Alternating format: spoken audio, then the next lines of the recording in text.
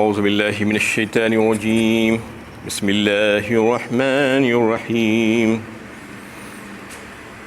لا جناح عليهن في آبائهن ولا أبنائهن ولا إخوانهن ولا أبناء إخوانهن ولا أبناء أخواتهن ولا نسائهن ولا ما ملكت أيمانهن واتقين الله إن الله كان على كل شيء شهيدا۔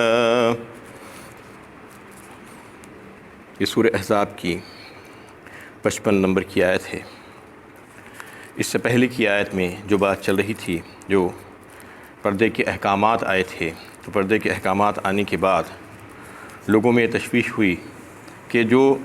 مرد حضرات جو محارم جو گھر میں رہتے ہیں محرم عورتوں کے، تو کیا ان سے بھی پردہ کرنا چاہیے، اور جو جن کا آنا جانا مسلسل گھروں میں لگا رہتا ہے محرم جو رشتہ دار ہیں، ان کے تعلق سے کیا حکم ہے۔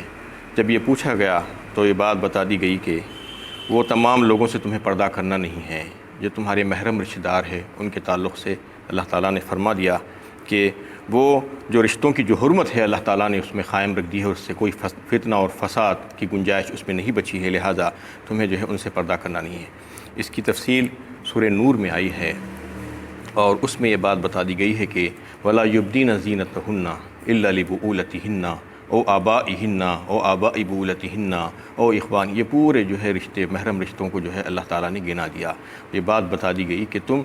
کسی کے سامنے بھی اپنی زینت کا اظہار نہیں کرنا سوائے ان لوگوں کے جن کا جو ہے ذکر اس فہرست میں کر دیا گیا ہے۔ تو اس میں جو ہے سارے محرم رشتہ داروں کا ذکر اللہ تعالیٰ نے کر دیا، ان کے سامنے زیب و زینت کا اظہار کر سکتی ہے عورت، یہ بتا دیا گیا ہے۔ تو اصل میں کیا ہے، ایک تو ہوتا ہے کہ پردہ اور حجاب، اور دوسرا ہوتا ہے ستر۔ ستر یہ چیز ہے کہ ستر قابل شرم جو حصے ہیں وہ کسی کے سامنے بھی نہیں کھلنا ہے، چاہے وہ محرم ہو چاہے نامحرم ہو، وہ تو اس کو چھپانا ہی چھپانا ہے سارے ستر کو۔ لیکن جو پردہ اور حجاب کا تعلق ہے، پردہ اور حجاب کا تعلق زینت سے ہے، یعنی عورت جو زینت اختیار کرتی ہے، زینت کیوں اختیار کرتی ہے؟ اپنے آپ کو خوبصورت دکھانے کے لیے، دلکش دکھانے کے لیے عورت زینت استعمال کرتی ہے، اس کی اجازت ہے عورت کو، اور پھر یہ بھی اجازت ہے کہ وہ زینت کا اظہار اپنے محرم رشتہ داروں کے سامنے کر سکتی ہے۔ تو زینت سے مراد یہاں پر محل زینت ہے، مقام زینت ہے، یعنی زینت مطلب یہ نہیں کہ جیسا کہ زینت کو اختیار کرتے ہیں کس چیز سے، کپڑوں سے بھی ہوتا ہے، زیورات کے ذریعے سے بھی، اور کاسمیٹکس کے ذریعے سے بھی، یہ تمام چیزیں زینت ہے۔ زینت کہاں پر استعمال کرتے ہیں؟ محل زینت، مقام زینت کیا ہے؟ جیسا کہ چہرہ ہے، چہرے پہ ناک اور کان، اور پھر سر کے بال، اور پھر ہاتھ اور پیر، ہاتھ کوہنیوں تک، یہ تمام جو ہے محل زینت ہے۔ اس میں یعنی عورت زینت کی چیزیں پہنتی ہے تاکہ خوبصورت دکھے، تو یہ تمام جو محل زینت ہے، مقام زینت ہے، اس کا اظہار محرم رشتہ داروں کے سامنے کیا جا سکتا ہے۔ اس کا فرق جو ہے معلوم ہونا چاہیے۔ ستر جو ہے وہ ستر تو پورے کا پورا چھپنا چاہیے، قابل شرم جو حصے ہیں۔ اس کے علاوہ جو محل زینت ہے اس کے لیے اللہ تعالیٰ نے جو ہے اجازت دیتی ہے عورت کو کہ وہ جو ہے محرم رشتہ داروں کو جو ہے زینت دکھائی جا سکتی ہے۔ اس طریقے سے جو ہے اس آیت میں یہ بات بتا دی گئی کہ تمہارے جو محرم رشتہ دار ہیں ان کے سامنے تم اپنی زینت کا اظہار کر سکتی ہو۔ ان اللہ وملائکتہ یصلون علی النبی یا ایھا الذین آمنوا صلوا علیہ وسلموا تسلیما۔ اللہم صلی علی سیدنا مولانا محمد وعلی آل سیدنا مولانا محمد بارک وسلم۔ یقیناً اللہ تعالیٰ اور اس کے فرشتے نبی صلی اللہ علیہ وسلم پر درود بھیجتے ہیں، یعنی اللہ تعالیٰ نبی پر رحمتوں کی بارش فرماتے ہیں، اور اے وہ لوگو جو ایمان لائے ہو تم بھی آپ پر درود و سلام بھیجو۔ اس آیت میں بڑا اہم پیغام ہے، اور اس میں جو ہے نبی صلی اللہ علیہ وسلم کی شان اور نبی صلی اللہ علیہ وسلم کی عظمت اور آپ کا مقام اور مرتبے کا اظہار کیا گیا ہے۔ اور اس میں جو ہے دو الفاظ آئے ہیں، ایک سلو اور جو ہے دوسرا جو ہے تسلیمہ کہا گیا ہے، سلم، یعنی جو پہلا لفظ جو ہے سلو، اس میں جو ہے مختلف معنی ہے، اس کے ذو معنی ہے۔ ایک تو یہ ہے کہ یعنی رحمت، اور دوسرے یہ ہے کہ دعا، اور جو ہے نماز کے بھی معنی آتے ہیں سلو، اور اس میں یہ ہے کہ دعائے رحمت اور استغفار،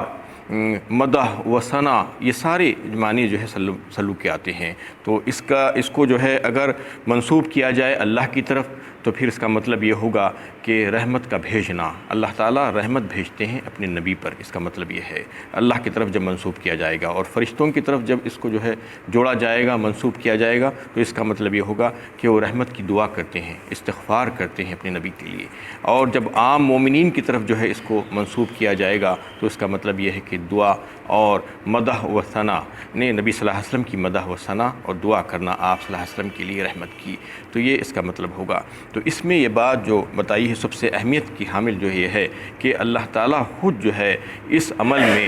شریک ہیں، اور فرشتے بھی جو ہے اس عمل میں شریک ہیں، اور پھر تمام مومنین سے بھی جو ہے کو یہ حکم دیا جا رہا ہے کہ تم بھی اس میں شریک ہو جاؤ، یعنی اس میں جو ہے بالکل یہ حکم ہے کہ تمام مومنین کو کہ تم اللہ کے نبی صلی اللہ علیہ وسلم پر درود اور سلام بھیجا کرو، یہ حکم دیا گیا ہے۔ اصل حکم اس کا یہ ہے۔ تو سلام جو ہے، سلام کا جو لفظ آیا ہے اس کا کیا مطلب ہے؟ سلام کا لفظ کا مطلب یہ ہے کہ سلامتی، عافیت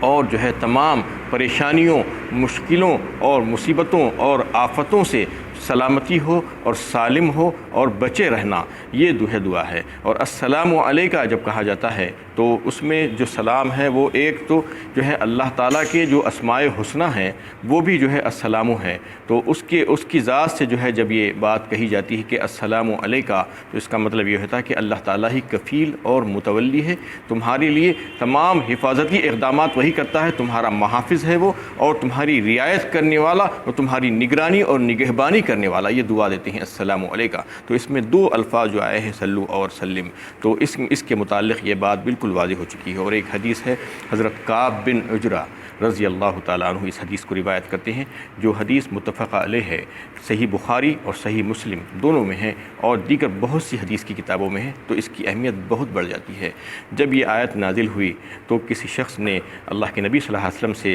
سوال کیا اور پوچھا کہ یا رسول اللہ، یہ جو ہے سلام جو پڑھنا ہے، آپ صلی اللہ علیہ وسلم پر سلام جو بھیجنا ہے، اس کے متعلق تو آپ نے ہمیں سکھلا دیا، یہ تشہد التحیات میں جو سلام پڑھتے ہیں، السلام علیکہ ایھا النبی ورحمۃ اللہ وبرکاتہ، یہ طریقہ تھا سلام عرض کرنے کا، تو یہ طریقہ تو ہم کو معلوم ہے، آپ نے ہمیں سکھلا دیا تھا۔ اب ہمیں یہ بتا دیجئے کہ درود آپ کے اوپر کیسے بھیجا کریں ہم، اور اس کا طریقہ کیا ہوگا؟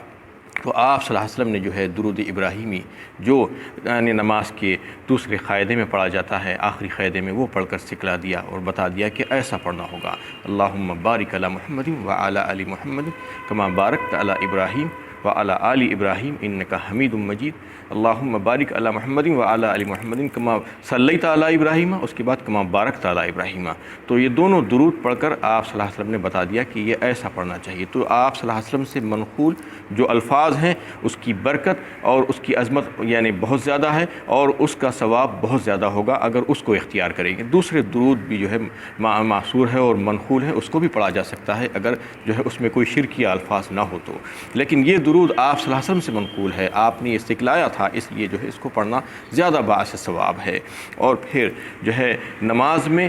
جو درود اور سلام بھیجا جائے گا اس کا طریقہ تو بالکل یہی ہوگا، قیامت تک اس میں جو ہے کسی قسم کی کوئی تبدیلی نہیں ہو سکتی۔ چار جو ہے صورتیں ہو سکتی ہیں اللہ کے نبی صلی اللہ علیہ وسلم پر درود و سلام بھیجنے کی۔ ایک تو وہ ہوگا جو نماز کے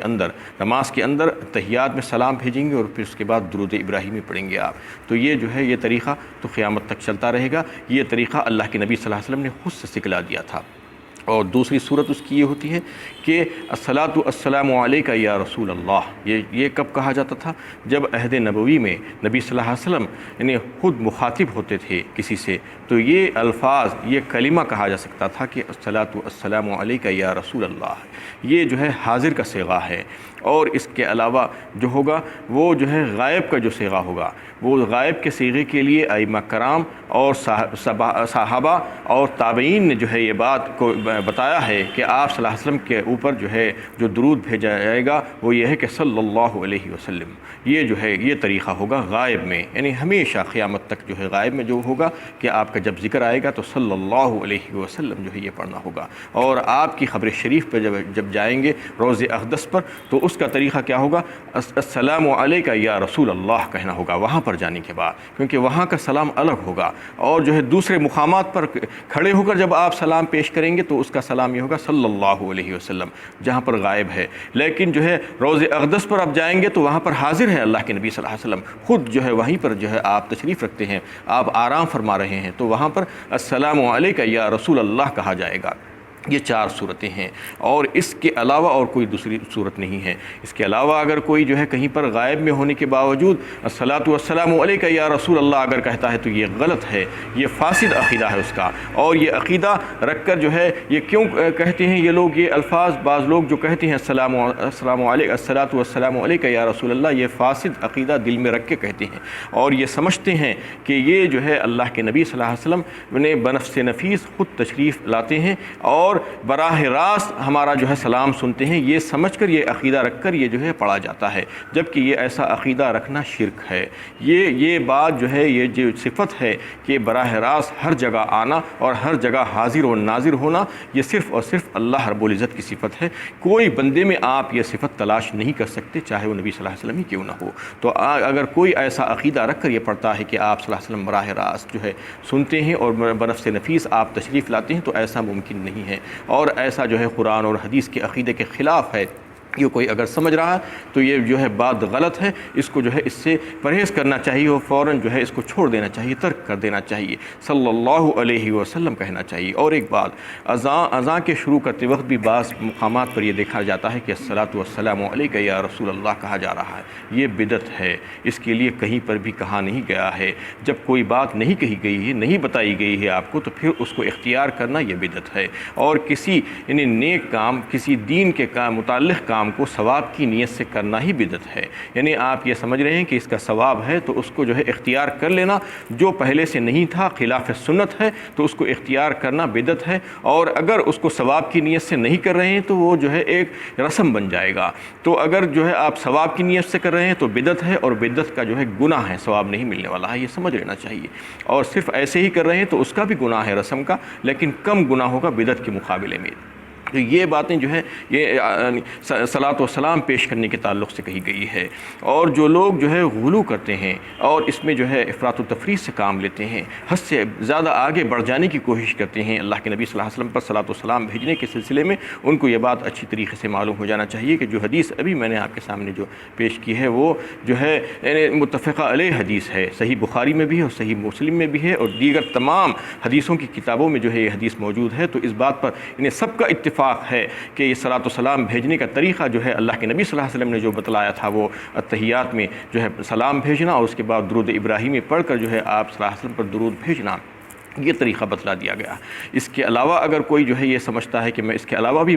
جو ہے صلاۃ و سلام بھیجوں تو بھیج سکتے ہیں، لیکن اصل طریقہ تو یہی ہے۔ اور جو اللہ کا فرمانبردار ہے، نبی صلی اللہ علیہ وسلم کا وفادار ہے، وہ جو ہے آپ صلی اللہ علیہ وسلم کی اطاعت اور فرمانبرداری میں روزانہ 5 وقت نماز جو ادا کرتا ہے، تو اس میں تقریباً 20 سے 25 دفعہ صلاۃ و سلام بھیجتا ہے اللہ کے نبی صلی اللہ علیہ وسلم پر، بڑی جو ہے یعنی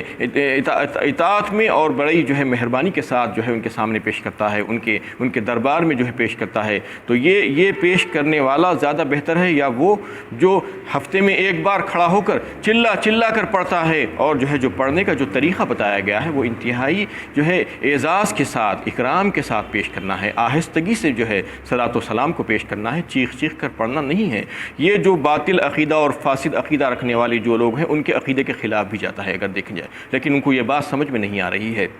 کہ اللہ تعالیٰ نے سورہ حجرات میں کیا فرمایا ہے اللہ کے نبی صلی اللہ علیہ وسلم کے تعلق سے، کہ ان کے اعزاز اور اکرام میں یہ کہا کہ یا ایھا الذین آمنوا لا ترفعوا اصواتکم فوق صوت النبی ولا تجہروا له بالقول کجہر بعضکم لبعض ان تحبط اعمالکم وانتم لا تشعرون۔ 26ویں پارے میں سورہ حجرات میں اللہ تعالیٰ نے واضح فرما دیا کہ اے ایمان والو، تم اپنی آوازوں کو نبی کی آواز پر بلند مت کرو اور اونچی آواز میں ان کے سامنے بات مت کرو، اگر تم ایسا کرو گے تو تمہارے اعمال ضائع ہو جائیں جائیں گے، اکارت ہو جائیں گے، ہفت کر لیے جائیں گے اور تم کو پتہ بھی نہیں چلے گا۔ تو یہ بات اللہ تعالیٰ نے واضح فرما دی آپ صلی اللہ علیہ وسلم کے اعزاز میں اور اکرام میں۔ تو اگر یہ لوگ یہ عقیدہ رکھتے ہیں، چاہے وہ باطل عقیدہ ہو، لیکن کم از کم ان کو اس بات کا تو اندازہ ہونا چاہیے کہ جب وہ سمجھ رہے ہیں کہ اللہ کے نبی صلی اللہ علیہ وسلم تشریف لاتے ہیں اور بنفس نفیس آ کر جو ہے براہ راست جو ہے وہ سنتے ہیں، تو پھر جب وہ سن رہے ہیں تو پھر ان کا احترام کرنا چاہیے، ان کا اکرام کرنا چاہیے، آہستگی سے خاموش رہ کر اور جو ہے سنجیدگی کے ساتھ اس کو پڑھنا چاہیے اور پیش کرنا چاہیے، نہ کہ چلا کر کھڑے ہو کر۔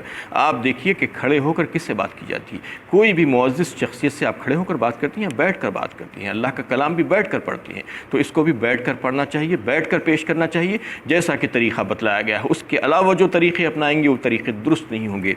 یہ من مانی طریقے ہوں گے۔ جو طریقہ منقول ہے، جو طریقہ بتا دیا گیا ہے، وہی طریقے کو جو ہے آپ کرنا چاہیے۔ اس کے علاوہ اپنے دل سے جو ہے اچھا سمجھ کر کر لینا یہ کوئی اچھی بات نہیں ہے، جبکہ آپ کے سامنے حدیث موجود ہے اور یہ بتا دیا گیا ہے کہ تم کو جو ہے ایسا کرنا چاہیے، تو ہم کو ویسا ہی کرنا چاہیے، اور روزانہ بھیجنا چاہیے، جمعے کو ایک بار نہیں بلکہ روزانہ صبح سے شام تک آپ صلی اللہ علیہ وسلم پر درود و سلام ہم کو جو ہے پیش کرنا چاہیے۔ اللہ اس کے تعلق سے جو ہے کئی ایک احادیث ملیں گے۔ اللہ کے نبی صلی اللہ علیہ وسلم نے جو ہے خود فرما دیا کہ وہ انسان جو ہے بڑا بخیل ہے جو جس کے سامنے میرا ذکر آئے اور پھر اس کے باوجود وہ مجھ پر جو ہے درود نہ بھیجے۔ اور وہ ایک حدیث میں آیا ہے، ترمذی شریف کی حدیث ہے، کہ وہ انسان جو ہے بڑا ذلیل ہوگا جو ہے میرا نام سننے کے بعد، میرا ذکر سننے کے بعد بھی جو ہے مجھ پر درود نہ بھیجے گا۔ اور جو ہے تمام جمہور فقہا جو ہے اس بات پر متفق ہیں کہ آپ صلی اللہ علیہ وسلم کا نام گرامی جہاں پر لیا جائے گا، آپ کا ذکر جہاں پر ہوگا، وہاں پر جو ہے ایک بار درود شریف پڑھنا واجب ہوگا۔ اور جو ہے کسی مجلس میں اگر جو ہے بار بار آپ کا جو ہے ذکر آئے تو ایک بار تو واجب ہوگا، اور دوسری بار اور تیسری بار جو ہے انہیں مستحب ہوگا۔ تو اس طریقے سے آپ صلی اللہ علیہ وسلم پر درود و سلام پیش کرنا ضروری ہے۔ اور اگر کوئی جو ہے صحیح طریقے کو اپناتے ہیں تو پھر وہ جو ہے جو منقول ہے اللہ کے نبی صلی اللہ علیہ وسلم سے، تو اس کا فائدہ اس کو ہوگا، اور اگر وہ نہیں کرے گا اور بدعتوں میں پڑ جائے گا تو پھر اس سے جو ہے اس کو نقصانی ہو جائے گا۔ اور احادیث میں جو ہے درود شریف کی بڑی فضیلت آئی ہے۔ ایک بار اگر آپ اللہ کے نبی صلی اللہ علیہ وسلم پر رحمت بھیجیں گے اور آپ کی آل پر، صحابہ کرام پر، تو 10 رحمتیں آپ کے اوپر نازل ہوں گی۔ اور جمعے کے دن تو جو ہے بڑی اہمیت اور فضیلت بتائی گئی ہے کہ درود شریف زیادہ سے زیادہ پڑھنا چاہیے، اور روزانہ بھی اس کا اہتمام کرنا چاہیے کہ اللہ کے نبی صلی اللہ علیہ وسلم پر جو ہے رحمتیں جو ہے رحمت کی دعا کرنا چاہیے، اس وجہ سے کہ آپ کے احسانات امت پر بے شمار ہیں اور ہم اس کا حق ادا نہیں کر سکتے۔ اس لیے اللہ تعالیٰ نے یہ طریقہ سکھلا دیا ہے ہمیں کہ دیکھو تم جو ہے اللہ سے دعا مانگو، رحمت کی دعا مانگو، اور اللہ کے نبی صلی اللہ علیہ وسلم کی حمد و ثنا تم نہیں کر سکتے، تم اللہ تعالیٰ ہی سے کہو کہ ان کے وہ جو ہے جس بات کے مستحق ہیں ان کو اس مستحق ہونے کا جو ہے مقام عطا فرما دے، اور ان کے اوپر رحمت کی دعائیں کرو تو تاکہ تمہارے اوپر بھی رحمت کی بارش ہو جائے۔ تو یہ جو ہے اللہ کے نبی صلی اللہ علیہ وسلم پر درود و سلام بھیجنے کا طریقہ تھا۔ وآخر دعوانا ان الحمد للہ رب العالمین۔